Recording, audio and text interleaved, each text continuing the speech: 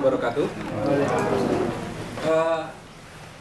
Terima kasih kepada PT Usaha Mas Idris yang mengundang Mas Zawza, mengundang kami Engineer Nusantara untuk berkenalan, membedah buku bekerja ala Jepang dan apa itu Engineer Nusantara itu sendiri. Kami bertiga, saya, Mas Nadif dan Mas Adrian, dan sebenarnya ada satu lagi, Mas Patra. Beliau ini seorang expert di Goodyear, di perusahaan mobil di Hyogo. Beliau adalah ahli finance yang sudah terakreditasi tingkat nasional. Kalau mau mendirikan perusahaan dan mau diaudit, silakan.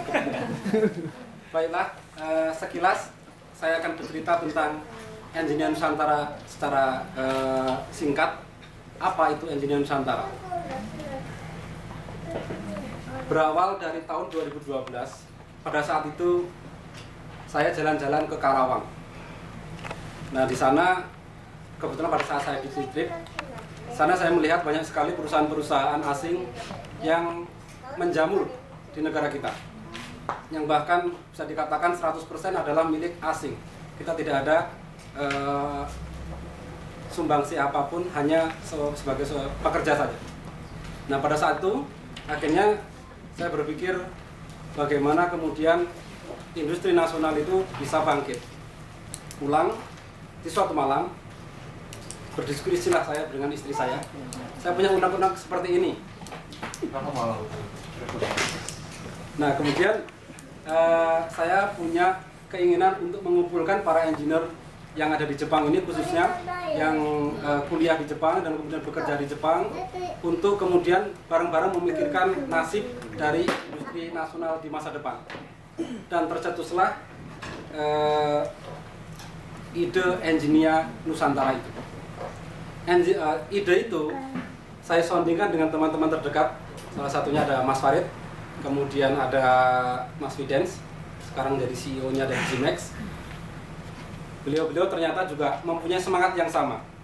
Akhirnya saya beranikan untuk mendirikan Engineer Nusantara dengan mengumpulkan teman-teman ini. Nah, sebagai renungan, teman-teman semuanya mungkin sudah paham betul ya, di negara kita ide itu sudah banyak sekali. Peneliti itu sudah banyak sekali, bahkan di LIPI, di BPPT dan lain sebagainya. Bahkan teman-teman sekarang di sini adalah semuanya adalah peneliti. Tetapi yang menjadi pertanyaan adalah sejauh mana kemudian hasil riset itu menjadi barang jual. Sudah berapa persen yang kita risetkan itu menjadi nilai ekonomi yang kemudian bisa menjadi bisa menggerakkan ekonomi kita. Nah, disinilah kunci dari peran Engineer Nusantara ke depan itu. Ditambah dengan latar belakang yang pada kondisi saat ini semangat untuk mendirikan industri nasional itu sudah mulai kelihatan sebenarnya di negara kita, tetapi tampaknya masih sangat sendiri-sendiri, tidak terintegrasi menjadi satu kesatuan langkah dan visi dan misi. Maka latar belakang inilah yang selain itu timing ya. Kalau teman-teman tahu bagaimana hebatnya asing menghujani Indonesia dengan industri mereka, silahkan teman-teman mengunjungi daerah kompleks industri baru di Cikarang, kompleks industri baru di Karawang, atau di Cibitung. Di sanalah teman-teman akan melihat bagaimana perusahaan-perusahaan asing itu berkibar di negara kita. Sehingga ini adalah suatu timing yang tepat bahwa negara kita menjadi sasaran oleh perusahaan-perusahaan asing untuk memasarkan barang-barang mereka. Dari sinilah pada tahun 2012, 1 September tempatnya, berkumpullah teman-teman ini. Ini ada sekitar 30 orang pada saat itu berkumpul di Hamamatsu, mencetuskan satu nama gerakan bernama Engineer Nusantara. Apakah arti nama itu? Engineer itu berasal dari kata engineer dan juga engine-nya, mesinnya. Jadi engineer dan mesin pendorong artinya engineer itu. Dan Nusantara sendiri adalah Indonesia. Nusantara sangat identik dengan Indonesia, sehingga Engineer Nusantara artinya adalah mesin pendorong Nusantara Indonesia. Visi dan misinya cukup simpel sebenarnya, tetapi kurang banyak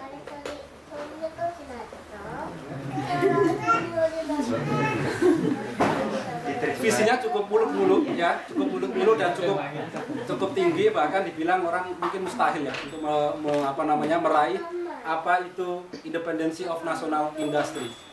Tetapi kita beranikan, walaupun umur kita baru seusia jagung, tidak lebih dari 2 tahun kita beranikan untuk menempatkan independency of national industry sebagai misi dari Engineer Nusantara itu sendiri.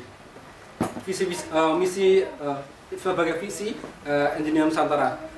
Misi-misinya mengoptimalkan pengalaman kita yang ada di Jepang, pengalaman kita yang ada di industri di Jepang, kemudian juga memulai untuk membangun formulasi apakah bentuk dari kemandirian industri nasional itu sendiri, dan juga pembangunan kerjasama dengan pihak-pihak yang berkompeten di dalam kemandirian industri, di dalam industri itu sendiri, salah satunya dengan Jepang. Keanggotaannya sebenarnya tujuan dari keanggotaan ini hanyalah untuk memudahkan koordinasi saja. Kalau tidak ada batasan kan udah semuanya masuk malah bingung. Makanya hanya untuk memudahkan saja. Itu yang pertama adalah lulusan Jepang dia, kemudian bekerja di perusahaan Jepang, atau anggota lain yang direkomendasikan. Jadi yang memenuhi ketiga ini menjadi bagian dari Engineer Nusantara. Sekarang ada sekitar 160 orang dan alhamdulillah 50%-nya adalah aktif. Aktif secara bukan hanya secara pikiran tapi secara tenaga dan finansial. Nah, disinilah muncul buku Engineer Nusantara melalui strategi yang kita bangun pada tahun 2012 di Hamamatsu. Kalau kita lihat ini ada 1, 2, 3. Yang pertama, dan buku ini menjadi salah satu strategi yang pertama Engineer Nusantara untuk meraih visinya, yaitu kemandirian industri nasional. Kenapa buku? Bahkan pada saat itu teman-teman yang di Hamamatsu pun bingung, kenapa saya mengusulkan buku, kenapa tidak yang lain, kenapa tidak kemudian langsung kita membuat satu formulasi, kita ajukan kepada pemerintah, kita ajukan kepada kementerian sini situ, kok tidak seperti itu.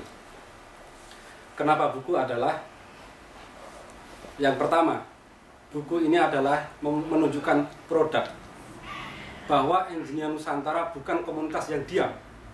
Engineer Nusantara adalah komunitas yang menghasilkan barang, dan barang itu bukanlah barang yang simpel, bukan barang yang murah, tetapi adalah kumpulan ide-ide teman-teman yang sekarang bekerja di industri Jepang, yang itu tidak akan mungkin bisa ditulis oleh orang selain yang tidak bekerja di industri Jepang.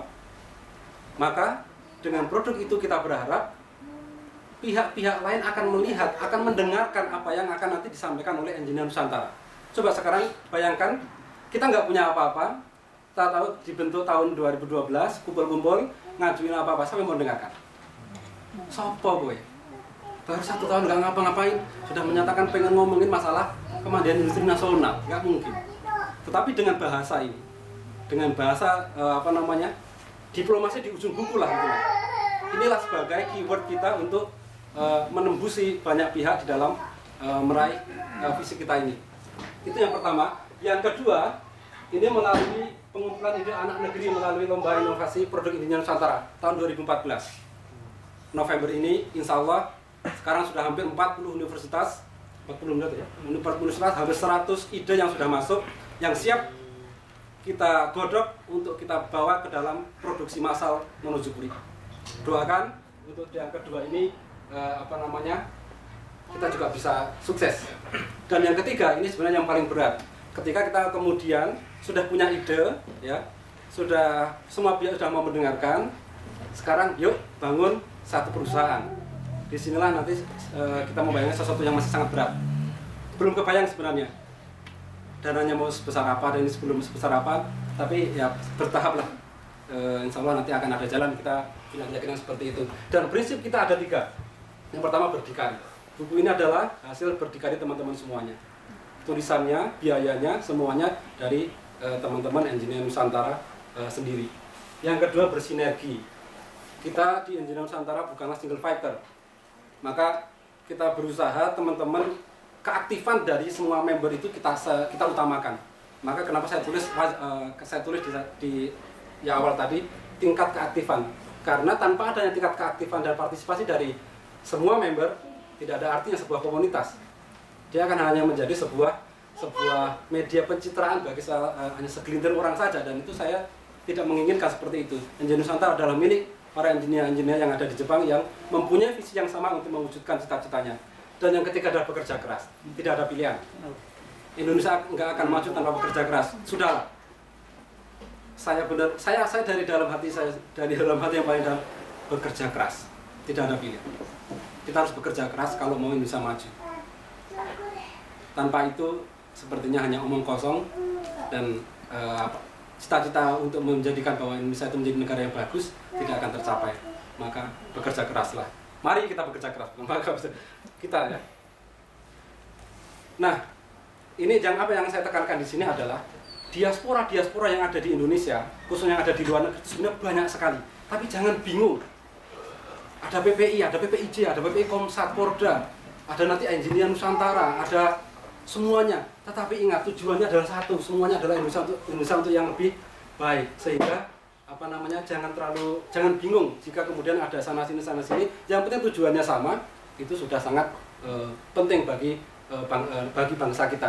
Dan yang jauh lebih penting, diaspora kita di luar negeri ini itu menjadi peran yang sangat penting dalam membangun kepercayaan masyarakat Indonesia, kepercayaan pemerintah kita. Karena yang memikirkan adalah orang-orang yang berada di luar negeri. Berarti yang mikir itu kan bukan orang biasa. Teman-teman di sini semuanya bukan orang biasa. Makanya kita tunjukkan bahwa kita mikirin loh gitu. Kita mikirin bangsa kita loh, walaupun tidak sebanyak, tidak sebesar yang diharapkan oleh masyarakat kita, masih jauh. Dan IAIN sendiri khususnya kita bergerak di dalam industri nasional. Tahun 2013 kita menerbitkan buku berbicara Jepang. Alhamdulillah dengan kosakata, dengan keywordnya ini kita bisa berinteraksi dengan Kementerian UKM, kita bisa berinteraksi dengan Pak B.J. Habibie melalui ITSMI, kita bisa berinteraksi dengan banyak pihak. Karena kemudian mereka melihat ada eksistensi dari Engineer Nusantara, karena kita punya produk. Kalau kita nggak punya produk, datang ke tempatnya Pak Habibie, bingung dia. Apa? Kamu siapa? Walaupun bukunya ya sebenarnya isinya kalau mau di ini banyak sudah di buku-buku yang lain, tetapi uniknya ditulis oleh orang yang melaksanakan itu sendiri. Nah, nanti detailnya akan kita jelaskan. Mohon doa dan dukungannya untuk di tahun 2014 kita ada 2 momen yang penting. Yang pertama adalah kelanjutan dari buku ini. Bahasannya yang kedua ini akan lebih spesifik untuk kepada pencapaian Monozukuri itu sendiri. Ini sedang kita godok. Dan yang kedua ini adalah ini yang saya sampaikan tadi, lomba inovasi produk Engineer Nusantara. Jadi suaranya. Cari.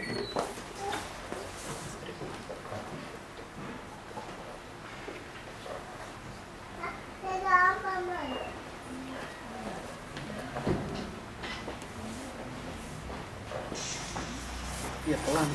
Namanya gitu. Dengar ya.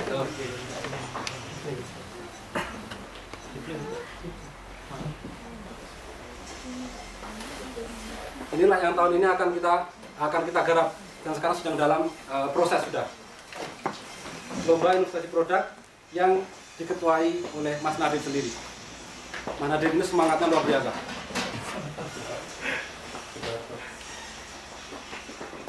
Ada tiga tema tentang teknologi ramah lingkungan, IT, dan teknologi serbaguna.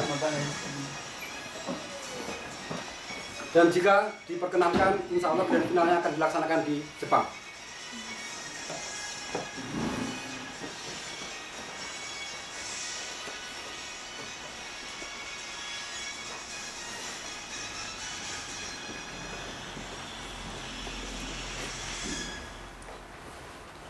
Ini agenda kita di tahun 2014.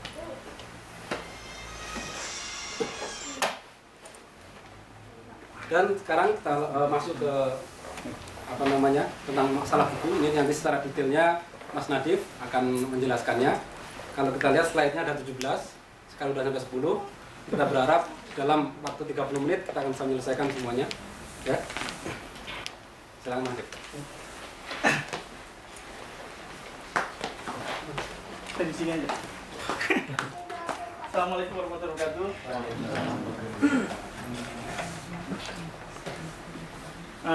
Insya Allah saya akan menjelaskan mengenai sekilas mengenai buku pekerja lepas. Sebenarnya saya di sini itu sebagai penulis yang terakhir, jadi bukan penulis utama ya. Cuman saya akan coba berusaha men-share ke teman-teman apa sih isi buku Engineer Nusantara ini? Apa maksudnya isi buku pekerja Jepang yang diterbitkan oleh Engineer Nusantara? Sebelumnya saya mau tanya teman-teman, kira-kira di sini ada yang mau bekerja di Jepang nggak? Untuk yang lulusan di Osaka University ini, kira-kira setelah lulus ada nggak kalau mau dikasih kesempatan bekerja di Jepang, kira-kira ada yang mau nggak? Coba, tahan. Ada yang mau? Kalau dikasih kesempatan untuk bekerja di Jepang? Tidak ada. Kira-kira rasanya kenapa? Cari pengalaman. Oh, cari pengalaman. Ada lagi? Silakan. Alasannya kenapa? Gajinya gede. Enggak, memang kalau gaji sih memang dibandingkan dengan perusahaan Jepang yang sama di Indonesia memang mungkin 4 kali lipat ya. Kalau perusahaan 4 kali lipat, tapi kan biaya hidup mahal gitu ya. Jadi sama dengan equal sebenarnya. Cuman memang itu salah satu mungkin salah satu tujuan, tapi mungkin nomor kesekian ya. Yang pertama mungkin betul katanya Mas siapa? Mas Kosmas, yaitu pengalaman. Itu yang paling penting saya pikir. Dan di sini teman-teman ini nulis gitu. Jadi apa yang mereka lakukan selama bekerja di Jepang dengan bidang yang berbeda-beda, nulis dalam bentuk satu buku, dan yang dinamakan dengan bekerja ala Jepang. Kalau bahasa Jepangnya itu Hataraku Bunka. Betul nggak, Mas? Oh iya, Hataraku Bunka. Ya kurang lebih. Kurang lebih. Kayak karena Pengamat sastra. Pengamat sastra. Lupa muka sastra. Jadi siapa sih yang nulis buku pekerja Jepang? Jadi ada yang tahu kira-kira selain kami bertiga, terus Mas Farid, ada lagi yang tahu kira-kira yang menulis buku pekerja Jepang? Yang Pak ini. Yang nulis buku pekerja Jepang, kira-kira selain kami berempat ini, ada nggak? Mas Farid, terus siapa lagi? Mas yang udah pulang, siapa? Si Haris, ya. Haris. Mas Haris, satu lagi yang di Kira-Kata. Mas Fahmi, betul Mas sekali. Fahmi. Kira-kira berapa orang nih yang menurut image-nya teman-teman, kira-kira berapa orang yang nulis buku pekerja Jepang? Ada yang bisa dapat? Ini nggak dapat buku tapi ya. Pertanyaan dari saya sendiri. 15 kan? 15 orang. Yang nulis buku di pekerja Jepang adalah 13 orang bayangin. Jadi dalam satu buku yang kira-kira halamannya sekitar 140 ini, ya 140 kalau nggak salah, itu 170-an 13 orang nulis buku ini dengan background beda-beda. Saya bacakan satu-satu ya. Pertama, Mas Abdi Pratama yang bekerja di Quality Assurance Daihatsu Motor Corporation. Kedua, Mas Adrian Rabuna, Measurement and Control Panasonic.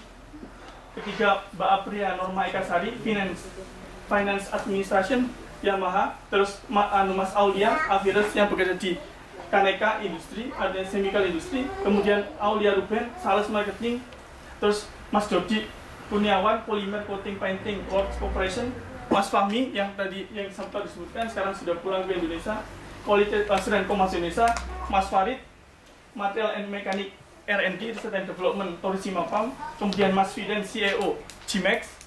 Terus Mas Jeffrey, R&D Panasonic. Kemudian Mas Muhammad Arif Kurniawan, Mendem Corporation, ini kosmetik.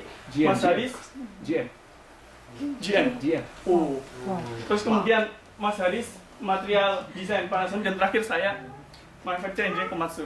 Jadi 13 orang ini dengan bidang berbeda-beda menulis dalam satu buku tentunya dengan tema yang berbeda-beda. Makanya sebenarnya saya pikir buku ini mahal.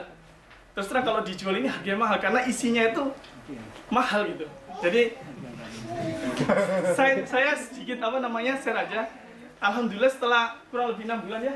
6 bulan itu buku kami terjual sekitar hampir lebih 1.200 eksemplar. Wow. Jadi kurang lebih 1.200 eksemplar. Artinya kalau kita hitung mungkin per hari atau per bulan, kalau nggak saya salah hitung itu hampir sekitar 30 buku atau sekian buku yang terjual setiap harinya. Artinya kalau dibandingkan dengan buku-buku yang lainnya, kita tanya ke Pena Nusantara memang benar-benar laku bukunya Nusantara. Dan saya pikir dengan kualitas penulis yang nomor 13 nggak usah dihitung lah. Karena saya sebenarnya ditawarin terakhir dulu itu. Ada yang belum nulis nih. Mas Adit mau nulis nggak gitu? Apa ini saya kok ditawarin? Ini ada yang belum nulis safety katanya. Safety first. Akhirnya saya ditawarin. Ya udah dah saya nulis Pak. Cuma saya coba akan bahas satu persatu. Saya nggak secara rinci, cuma singkat aja. Kemudian buku ini seperti dijelaskan Mas Abdi ya, menerima endorsement dari pertama Profesor Dr. Insinyur B.J. Habibie. Jadi dari Pak Habib, visioneri ketiga kita, kemudian Pak Dr. Syarif Hasan, Menteri UKM, Muhammad Lutfi, Duta Besar, kemudian Mas Abdullah Pak Abdullah Firman Wibowo, yaitu Wakil Presiden, Pak Sudirman M. Rusdi, Presiden Direktur PT Astra Motor, mungkin disampaikan melalui Mas Abdi ya. Kemudian Pak Heru Santoso, yaitu Direktur PT Panasonic Manufacturing Indonesia. Jadi beliau-beliau ini yang memberikan endorsement letter untuk buku kami bekerja di Jepang. Jadi kalau saya sedikit cerita, saya ada dua ya tujuan EN ini membuat buku Indonesia itu apa? Kedua itu adalah siapa sasarannya sih gitu kan? Jadi seperti dijelaskan Mas Abdi tadi, yaitu untuk membumikan semangat kemandirian industri nasional dan pembangunan ekstensi baginya engineer Indonesia melalui buku. Dan tadi udah dijelaskan secara panjang lebar kenapa kok melalui buku ya. Saya nggak akan cerita banyak di sini. Tapi itu baru step awal EN gitu. Masih ada step kedua, yaitu lanjutan dari buku ini. Terus kemudian ada yang ketiga, yaitu Lipen 2014. Kalau kita gampangannya gini ya, Lipen itu tujuannya yaitu menghasilkan produk yang nanti bisa dirasakan masyarakat manfaatnya gitu ya. Betul nggak sih? Kita pengen punya produk sendiri nih, produk Indonesia yang asli Indonesia, yang benar-benar buatan orang Indonesia, yang bisa dimanfaatkan sendiri orang Indonesia. Dan untuk membuat produk ini, kita punya buku yang namanya Bekerjalah Jepang sebagai salah satu kakinya dia. Dan yang buku kedua nanti saya nggak akan nyebutkan judulnya, nanti ketahuan nanti jadi rahasia. Itu nanti buat kaki yang kedua. Jadi dua kaki ini akan memopong supaya gimana produk Lipen 24 ini bisa diproduksi massal di Indonesia. Itu nanti tujuan akhir dari Engineer Nusantara. Terus sasaran siapa sih buku ini? Untuk mahasiswa yang akan terjun di dunia industri. Semua mbak-mbak yang atau mas-mas yang mau lulus dari usaha ini pengen kerja di Jepang seperti apa? Secara singkat saya pikir perlu untuk baca buku ini. Jadi gimana ya? Susah kalau jelasin. Apa namanya? Enak gitu ya. Gimana ya jelasinnya? Jadi benar-benar kayak guidance buat kita. Contohnya kalau sebenarnya kalau di Jepang itu di asrama gitu ya, tinggal di asramanya seperti apa gitu ya. Terus kehidupan di asrama seperti apa, itu juga dijelaskan di sini. Terus ada juga tentang jam kerja Jepang, di sini juga dijelaskan di sini. Terus tentang rapat juga dijelaskan. Hampir semuanya itu dijelaskan di buku ini. Kalau teman-teman yang sudah baca pasti tahu. Terus kemudian praktisi industri tanah air gitu kan. Jadi tidak hanya mahasiswa tapi juga praktisi industri. Kita nggak nyalain nih kalau yang industri di Indonesia semua nggak nyalain itu, cuman dengan buku ini itu kita ambil positifnya, yaitu budaya Jepang. Jadi budaya Jepang itu yang positif itu bisa diambil, yang bisa diaplikasikan di industri nasional saya pikir, dan banyak sekali yang positif. Mesti negatifnya ada sih, kayak Nomika itu negatif. Tapi yang penting itu positifnya gitu. Jadi positifnya itu banyak sekali. Terus untuk profesional engineer dan kemudian yang para pecinta budaya khas Jepang itu juga saya pikir ususume untuk baca buku ini. Terus apa sih isi buku Bekerja Jepang? Di buku ini dibagi menjadi 4 ya, 4 bab. Yang pertama yaitu makna dari sebuah pekerjaan. Gitu. Di sini penulisnya kalau nggak salah satunya Mas Abdi ya, dia jelasin tentang sakaijin. Jadi tentang kalau kita bilang itu pekerja itu istilah sakaijin dalam bahasa Jepangnya. Jadi apa sih definisi sakaijin dengan definisi mahasiswa, apa perbedaannya gitu? Di situ Mas Abdi panjang lebar jelasin. Perlu saya jelasin juga enggak kan? Kayaknya salah tadi. Oke. Jadi waktu itu terbatas saya. Kemudian ada namanya budaya kerja sebagai pilar perusahaan. Di sini saya ingat saya dulu pernah ke Panasonic. Cuma magang Mas, tapi nggak kerja. Saya tetap komersil. Saya ke Panasonic itu saya dengerin namanya Matsushita Konosuke. Dan salah satu yang dia katakan itu adalah mono skuruma ini ninggeno skuru. Jadi artinya sebelum membuat barang, buatlah orangnya dulu gitu. Jadi sebelum dibikin barang, kita bikin orangnya dulu. Dan itu juga dibahas di sini oleh Mas Andrian Rabuna. betul nggak? Jinjai Kaihatsu judulnya. Terus kedua adalah Anjen Daichi atau Safety First. Di situ saya yang sedikit menulis ya tentang Anjen Daichi dan ada beberapa lagi yang lainnya. Terus budaya kerja only di Jepang. Jadi yang hanya ada di Jepang. Itu saya bisa sebut ada budaya 5S, ada yang bisa tahu 5S nggak? Ini boleh nggak kasih dulu? Oh belum ya? 5S yang kerja di Daihatsu. Silakan Mas. Masa susah? Ayo. Seri Tom Seiketsu. Seiso Shitsuke. Jadi ada 5. Biasanya di Indonesia kan kalau di Indonesia. 5S. Terus ada juga 3M. Gitu ya. Terus aja terus. Nanti bisa untuk diskusi yang berlanjut gitu. Oh gitu ya. Oh ya udah. Ya, silakan. Belum selesai. Langsung lanjut lagi. Nah, terus ada juga namanya dinamika kehidupan di luar kantor. Jadi kalau di sini larinya bukan ke di dalam kantor gitu. Ini di luar kantor. Ada Ibunka. Tulisan dari Mas Farid Ibunka. Ada juga Unten Menkyo tentang surat izin mengemudi oleh Mas Abdi Pratama. Kebanyakan yang nulis Mas Abdi sih rata-rata. Harusnya dia nyampe di sini bukan saya.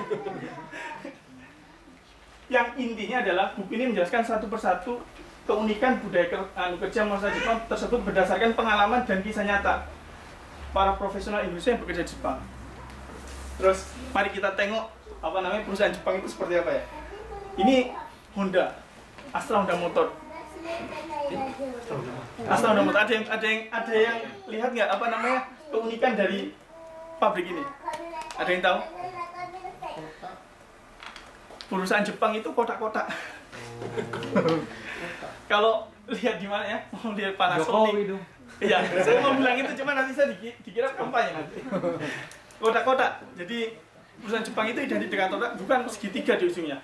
Ada alasannya tapi nanti aja saya alasannya kenapa. Terus ini salah satu line di Astra Honda Motor. Saya dulu pernah magang di sana. Ini saya ambil fotonya. Bayangin 12 detik. Namanya masih dikasih tahu. 12 detik. Oh ya. 12 detik itu satu motor keluar. Dia punya 2 line, 12 detik satu motor, kalau nggak salah yang satu bebek, yang satu motor itu cowok gitulah. Bikin motor lebih cepat dari nasi goreng.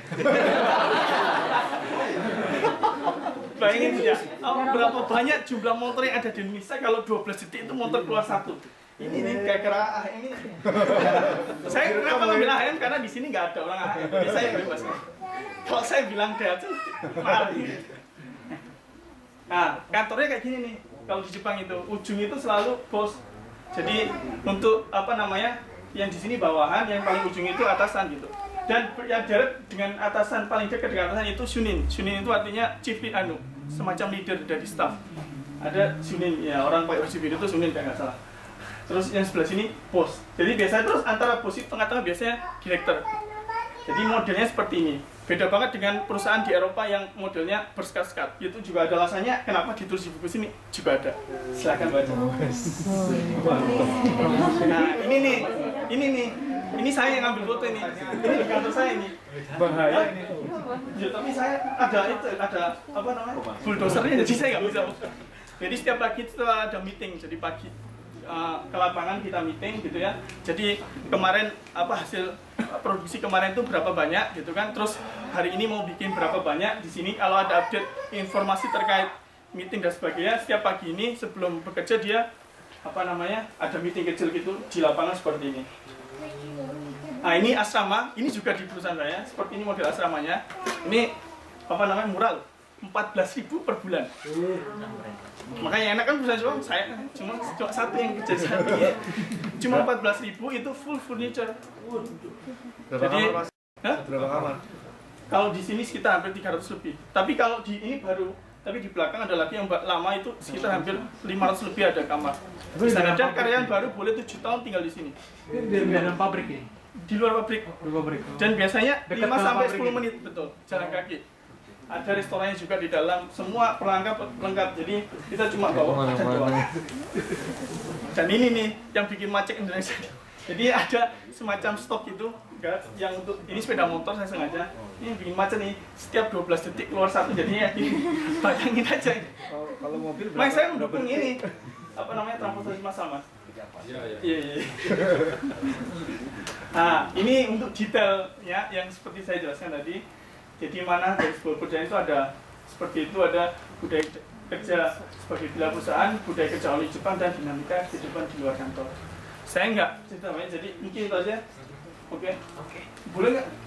Udah waktunya udah lebih dari yang disediakan. Oke, mungkin itu aja dari. Kalau terlalu banyak disampaikan nanti malah nggak tertarik orang. Oh iya. Nah, mungkin assalamualaikum warahmatullahi wabarakatuh. Waalaikumsalam.